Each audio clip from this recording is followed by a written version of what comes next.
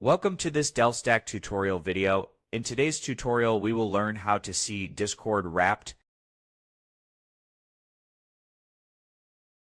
Discord Wrapped is a yearly feature that shows a summary of your activity on Discord, such as servers you interacted with, messages you have sent, and the time you spent on the platform.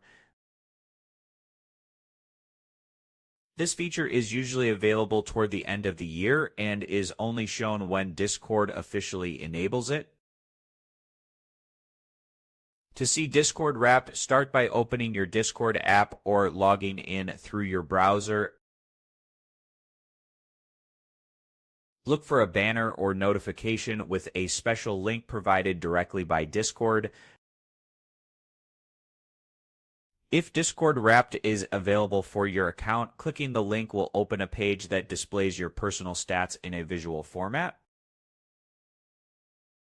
If you do not see Discord Wrapped, it means the feature is not currently available, not rolled out to your account, or the event period has ended. You can also stay updated by checking Discord's official server announcements or update channels. This is where Discord shares news about features like Wrapped. We learned what Discord Wrapped is, how to check if it is available, and where to look for official updates about its release.